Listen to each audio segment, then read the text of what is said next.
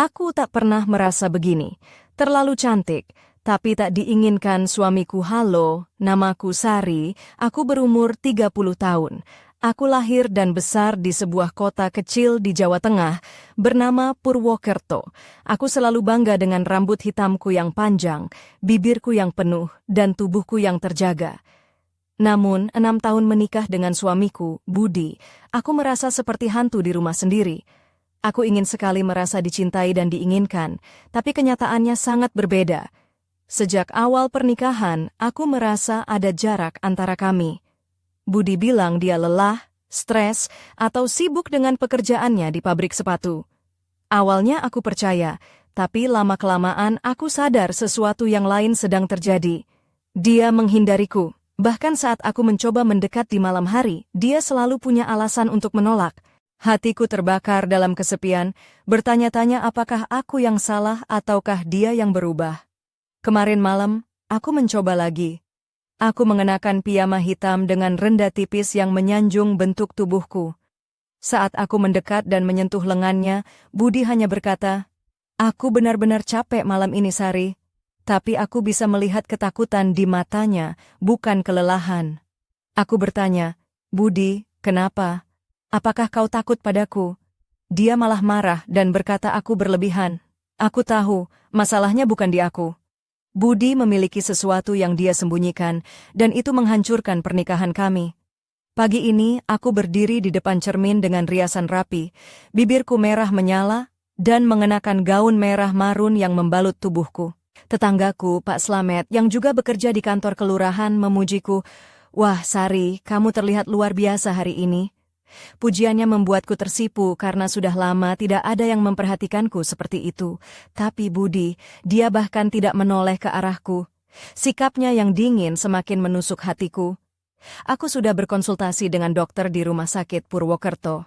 Dokter bilang, aku sehat, tidak ada masalah fisik. Masalahnya mungkin ada pada suamimu. Dia juga harus diperiksa, katanya. Tapi saat ku bawa bicara ini ke Budi, dia marah besar dan menolak pergi ke dokter. "Aku tidak sakit, jangan tuduh aku seperti itu," katanya. Penolakannya membuatku semakin terpuruk. Aku merasa sendiri dalam kesunyian rumah kami. Aku tidak bisa berbagi dengan teman-temanku karena ini masalah pribadi yang sangat sensitif. Tapi aku tahu aku tidak bisa terus begini. Aku harus mencari jalan keluar, entah bagaimana caranya. Aku hanya berharap suatu hari ada yang melihatku bukan sebagai istri yang diabaikan, tapi sebagai wanita yang berharga dan diinginkan. Hari itu aku memutuskan untuk keluar rumah lebih awal. Aku pakai celana panjang hitam yang sangat pas di pinggang, dipadukan dengan kemeja putih tanpa kerah yang sedikit terbuka di bagian leher, memperlihatkan kalung emas kecil yang selalu kupakai. Di bawahnya, aku sengaja memilih pakaian dalam berenda merah yang membuatku merasa lebih percaya diri. Aku ingin merasakan kembali bagaimana rasanya jadi wanita yang diperhatikan, bukan sekadar istri yang tak terlihat. Saat aku melewati pasar tradisional di dekat rumah, aku bertemu dengan Pak Ahmad, tetangga sebelah yang sudah lama ku kenal. Dia pria berumur 35 tahun, dengan senyum hangat dan mata yang selalu penuh perhatian. "Sari, kamu terlihat cantik sekali hari ini," katanya sambil tersenyum. Aku merasa pipiku panas, tidak menyangka ada pria lain yang memperhatikanku seperti itu. Dia mengajakku duduk di warung kopi kecil di ujung jalan. Awalnya aku ragu, aku ingat suamiku dan janji setia yang pernah kusematkan. Tapi aku juga butuh teman bicara, dan kehangatan perhatian yang selama ini hilang dari rumahku. Kami mengobrol panjang tentang hidup, pekerjaan, dan mimpi-mimpi yang selama ini aku sembunyikan. Pak Ahmad berkata, "Sari, kamu wanita yang luar biasa. Suamimu beruntung punya kamu." Aku hanya tersenyum malu, tapi dalam hatiku ada bara yang mulai menyala. Aku bertanya-tanya, apakah memang aku begitu berharga? Kenapa suamiku tidak pernah menunjukkan itu? Ketika aku pulang, suasana di rumah masih sama dinginnya. Budi asik menonton televisi, bahkan tidak menyadari aku sudah kembali. Aku merasa seperti bayangan, tidak berarti. Namun, kini aku tahu ada seseorang yang melihatku, menghargai aku, dan itu membuatku merasakan sesuatu yang lama hilang. Malam itu, aku berbaring di tempat tidur sambil memikirkan kata-kata Pak Ahmad. "Seorang pria pasti ingin memiliki wanita seperti kamu." Aku bertanya pada diriku sendiri, apakah aku pantas mendapatkan cinta yang sejati? Dan jika iya, mengapa aku harus terus bertahan dalam pernikahan yang membuatku merasa hampa? Perasaan ini membuatku terjaga hingga larut malam, mencari jawaban dalam kesunyian kamar yang dingin. Pagi berikutnya, teleponku berdering saat aku baru saja selesai merapikan meja makan.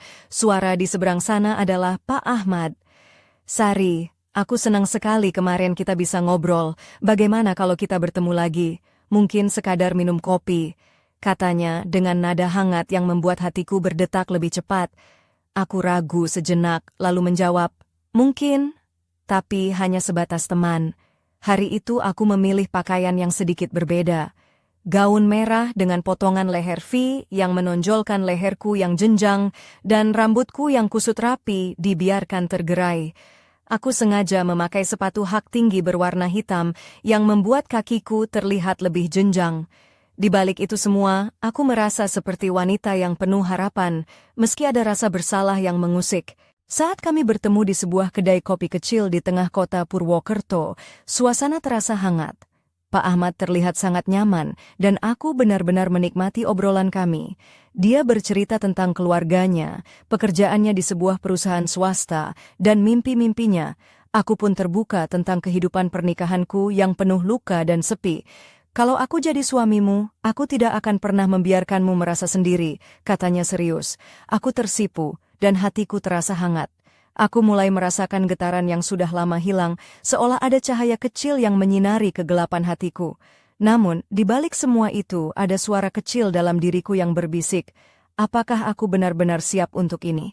Apakah aku mengkhianati janji yang pernah kututurkan pada Budi? Pertanyaan itu membuatku semakin bingung dan gelisah, tapi aku tahu aku harus mencari kebahagiaan, bukan hanya hidup dalam kesepian dan penolakan.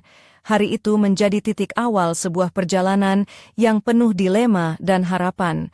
Aku masih ingin memperbaiki pernikahanku, tapi aku juga tidak bisa menolak perhatian dan kasih sayang yang aku dapat dari Pak Ahmad. Di tengah kebingungan itu, aku mulai menyadari bahwa aku berhak dicintai, dihargai dan diinginkan, bukan hanya sebagai istri tapi juga sebagai wanita sejati. Pertemuan ketiga kami di sebuah kafe kecil di sudut jalan semakin menguatkan perasaan yang mulai tumbuh di dalam hatiku.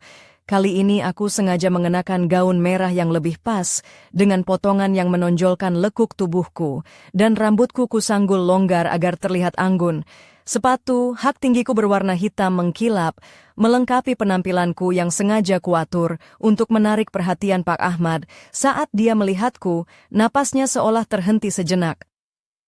"Sari, kamu benar-benar mempesona," ujarnya dengan suara pelan namun penuh kekaguman.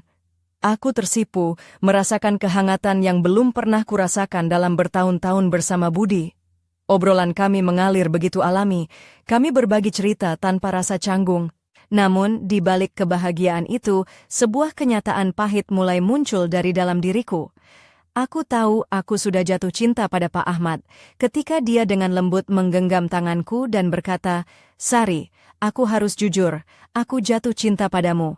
Hatiku berdebar kencang. Aku terdiam sejenak, mencoba menahan gelombang emosi yang datang bertubi-tubi.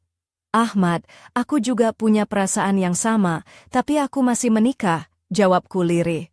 Dia mengangguk, namun tatapannya penuh pengertian. "Aku tahu, tapi aku ingin kau bahagia.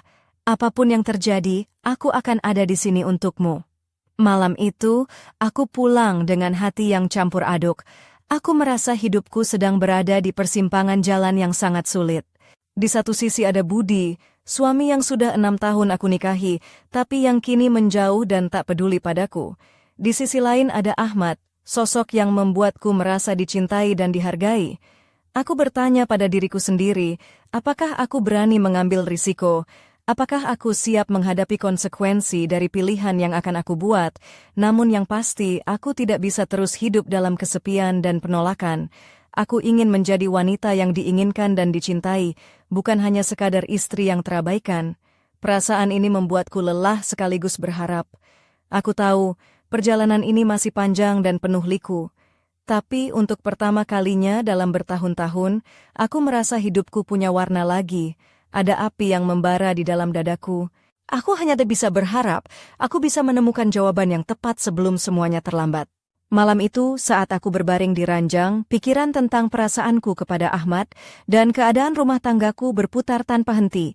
Aku mengenakan piyama sutra berwarna merah marun yang halus menyentuh kulitku, terasa nyaman tapi sekaligus mengingatkanku pada gairah yang mulai menyala dalam diriku. Di jendela, rembulan menerangi kamar dengan cahaya lembut, sementara aku berusaha menenangkan hatiku yang gelisah. Besok paginya, aku berani mengambil langkah yang selama ini kutahan. Aku duduk berhadapan dengan Budi di ruang tamu. Dengan napas yang bergetar, aku berkata, "Budi, aku tahu kita sudah lama terpisah. Aku ingin kita jujur pada satu sama lain. Apakah kau mau mencoba pergi ke dokter bersama? Aku ingin membantu kita mengatasi masalah ini." Budi menatapku dengan mata yang sulit kubaca. "Sari, aku sudah bilang aku tidak sakit. Aku tidak mau ke dokter itu," ucapnya dengan suara keras, menunjukkan kemarahan yang selama ini aku hindari. Aku merasa hatiku runtuh, tapi aku tidak menyerah. "Aku hanya ingin kita bahagia, Budi. Kita harus mencoba," kataku pelan. Hari-hari berikutnya menjadi sangat tegang. Budi semakin menjauh, kadang marah tanpa sebab, kadang diam membeku seperti batu. Aku merasa seperti berada di tengah badai yang tak kunjung reda. Namun, di sisi lain, Ahmad selalu ada, memberikan perhatian dan kata-kata yang membuatku merasa hidup kembali. Suatu malam, di saat aku sedang menangis dalam pelukan Ahmad, aku sadar bahwa aku sudah melewati batas yang pernah aku tetapkan sendiri. Aku mencintainya dan dia mencintaiku. Ya, tapi aku juga masih terikat dengan Budi, pria yang pernah menjadi segalanya bagiku. Perasaan bersalah dan kebahagiaan bercampur menjadi satu. Aku tahu aku harus membuat keputusan besar, tapi aku takut melukai siapapun, termasuk diriku sendiri. Malam itu aku berbisik dalam hati, apakah aku berani memilih kebahagiaan sejati ataukah terus bertahan dalam kepalsuan? Ketegangan dalam hidupku mencapai puncaknya. Aku tahu, jalan yang akan aku pilih tidak akan mudah. Tapi aku juga tahu, aku pantas mendapatkan cinta yang tulus dan perhatian yang selama ini hilang dari hidupku. Malam itu menjadi babak baru dalam perjalanan hidupku yang penuh drama dan emosi. Aku masih belum tahu bagaimana semuanya akan berakhir, tapi aku siap menghadapi apapun yang datang. Suatu sore yang mendung di Purwokerto, aku duduk di teras rumah dengan hati yang penuh pergulatan. Aku mengenakan blaus putih tipis yang sedikit terbuka di bagian kerah, dipadukan dengan rok midi hitam yang anggun. Sepatu flat coklat melengkapi penampilanku yang sederhana, tapi tetap menonjolkan sisi feminin.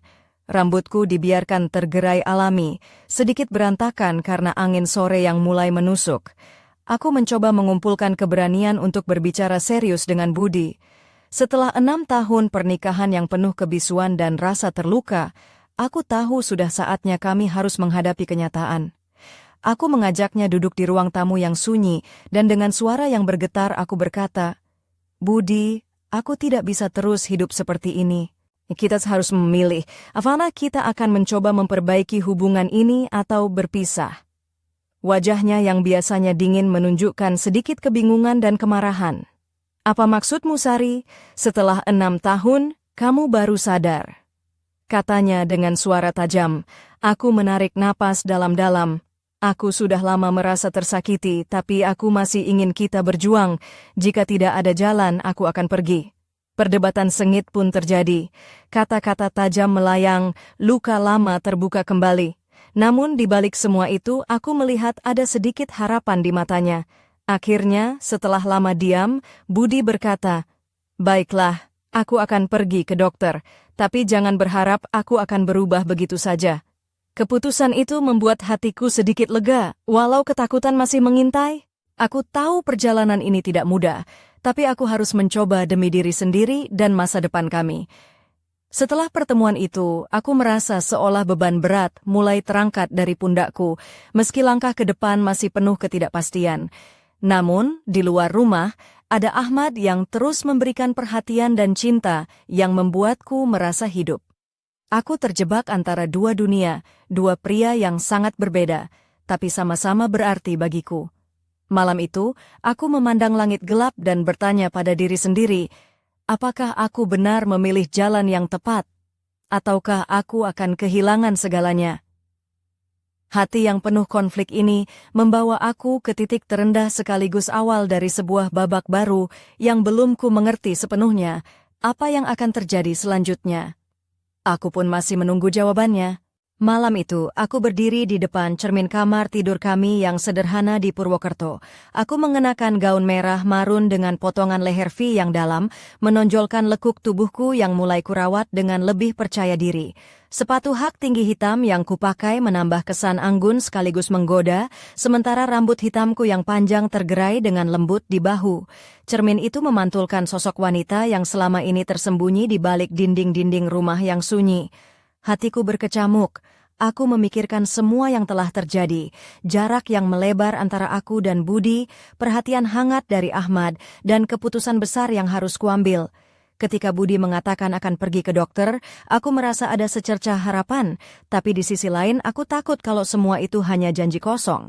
Aku merasa seperti berada di persimpangan hidup yang sangat menentukan. Tiba-tiba ponselku bergetar. Pesan masuk dari Ahmad, "Sari, aku ingin bertemu. Ada sesuatu yang ingin aku katakan." Jantungku berdegup kencang. Aku tahu pertemuan ini tidak akan mudah, tapi aku juga tak bisa menolak dorongan hatiku yang semakin kuat. Aku membalas, "Baik, kita bertemu malam ini." Di sebuah kafe kecil yang remang-remang, aku bertemu Ahmad. Dia memakai kemeja biru muda dan celana hitam yang rapi. Tatapannya hangat, namun ada keseriusan yang berbeda malam itu. "Sari, aku tahu kamu sedang berjuang dengan keadaanmu. Aku ingin kamu tahu, aku selalu ada untukmu, tapi aku juga ingin kamu jujur pada dirimu sendiri," katanya pelan. Aku menangis dalam pelukannya, melepas semua beban yang selama ini kutahan. Aku merasa seperti wanita yang baru lahir kembali, penuh dengan harapan dan ketakutan sekaligus. Tapi aku tahu, aku harus memilih. Tidak ada jalan tengah lagi. Ketegangan dalam hatiku mencapai puncak. Aku bertanya-tanya, apakah aku siap mengorbankan segalanya demi kebahagiaan pribadi? Atau apakah aku harus berjuang untuk rumah tangga yang sudah lama retak? Malam itu, aku berdiri di ambang keputusan yang akan mengubah hidupku selamanya. Aku menatap langit malam yang gelap di luar jendela, berharap ada cahaya yang membimbing jalanku. Namun jawaban itu belum datang. Yang ku tahu, hidupku tidak akan pernah sama lagi setelah malam ini. Pagi berikutnya, aku bangun dengan perasaan campur aduk. Masih terngiang jelas percakapan malam tadi dengan Ahmad. Kata-katanya yang penuh perhatian dan pengertian, serta pelukannya yang menghangatkan. Namun, di sudut hatiku, ada beban berat yang tak bisa kuhindari. Keharusan untuk menghadapi Budi dan pernikahan yang selama ini terasa seperti beban. Aku memilih mengenakan blouse sutra berwarna krem yang lembut menyentuh kulit dan rok pensil hitam yang pas di pinggangku, memberikan kesan profesional sekaligus feminin. Sepatu hak tinggi berwarna coklat tua melengkapi penampilanku yang sengaja ku kemas rapi, sebagai tanda bahwa aku siap menghadapi hari yang penuh tantangan. Setibanya di ruang tamu, Budi sudah duduk di sofa dengan wajah serius. Aku menarik napas dalam, lalu berkata dengan suara mantap, "Budi, aku ingin kita bicara serius tentang masa depan kita. Aku sudah berbicara dengan dokter, dan aku berharap kamu juga mau ikut."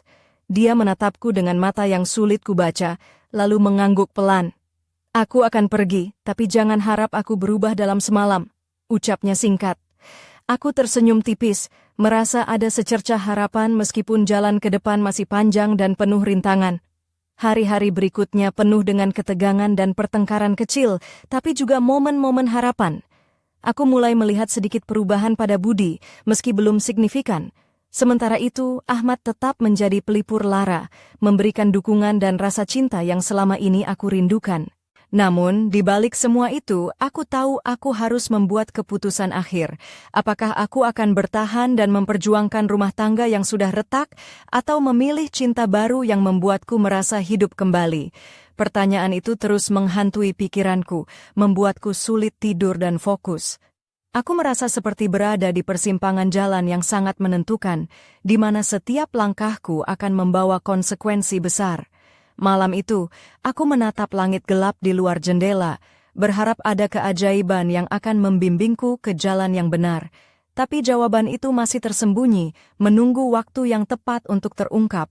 Aku hanya bisa menunggu dan bersiap menghadapi apapun yang akan datang. Malam itu, aku melangkah masuk ke ruang tamu dengan hati yang penuh kegelisahan. Aku mengenakan gaun merah marun yang membalut tubuhku dengan pas. Potongan leher V-nya memamerkan garis leherku yang anggun. Sepatu hak tinggi hitam yang kupakai menambah kesan percaya diri. Sementara rambut hitamku tergerai lembut di bahu. Aku ingin menunjukkan pada Budi bahwa aku masih wanita yang layak dicintai. Di hadapanku, Budi duduk dengan wajah serius dan sedikit tegang. Aku menarik napas dalam-dalam, lalu berkata dengan suara yang mantap, "Budi, aku sudah memikirkan semuanya. Aku ingin kita jujur pada diri sendiri dan satu sama lain. Apakah kita masih bisa memperbaiki pernikahan ini, ataukah ini saatnya kita berpisah?" Dia menatapku lama, matanya penuh pertentangan. "Sari, aku tidak tahu," jawabnya akhirnya, suaranya bergetar. Aku bisa merasakan keraguan dan rasa sakit yang tersembunyi di balik kata-katanya itu.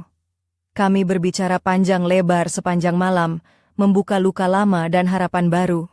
Aku mengungkapkan semua perasaanku, termasuk rasa kesepian dan kehampaan yang selama ini kurasakan. Budi pun mulai jujur tentang ketakutannya, tekanan pekerjaan, dan rasa malu yang membuatnya menjauh.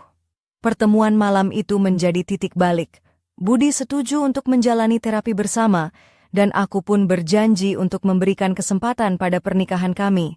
Namun, di dalam hatiku, aku tahu bahwa aku juga harus jujur pada diriku sendiri tentang perasaanku pada Ahmad.